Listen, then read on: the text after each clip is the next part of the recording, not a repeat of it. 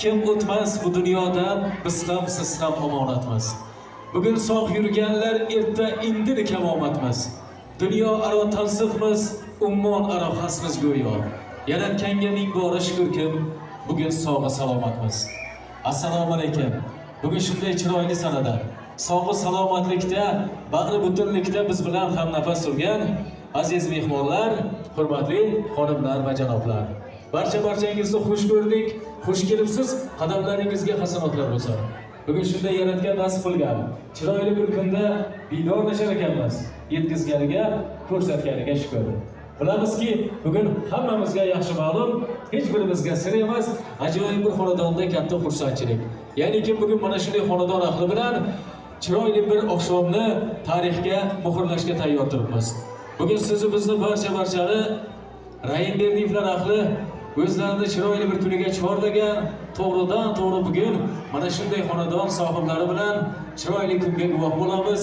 Avvalo Raim Berdiyevlar ahliga to'ylar, yaxshi kunlar muborak bo'lsin deymiz. Eng yaxshi tilaklarimizni ulashamiz. Qolaversa aytamizki, bugun mana shu xonadonda qo'shaloq to'ylari. Nafaqat bugun kelin hamda kuyovni nikoh to'yi, balki avvalo xonadon sohibalari, otaxon, onaxonlarimizni bugun tilga olamiz.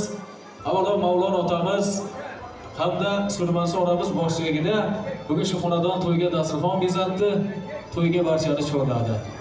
Aytamizki, otaxon, onaxonimizni bugun nafaqat mana shunday xursandchilik kunlari, balki ularning bugun yubiley yoshlari ham nishonlanadi. Mavlon otamiz bugun 75 yoshda, 70 yoshda esa Surmansi onamiz ekan. Har ikkisiga ham uzoq umr tilaymiz.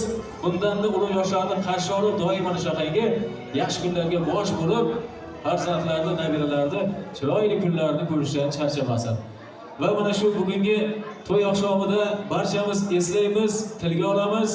Rahmatli mana shu Ilhom akamizni bugun ruhini shod qilamiz.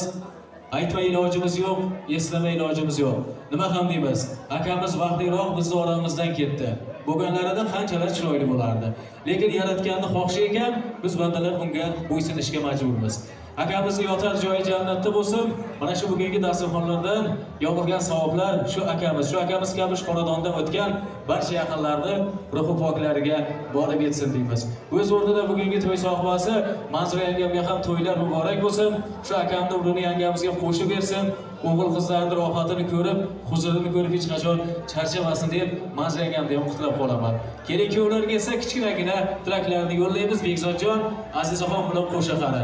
Baxtli bo'lgin, baxting bekam bo'lsin. Kelasi yil Xudo xolasa qator futbolistlar dunyoga kelsin.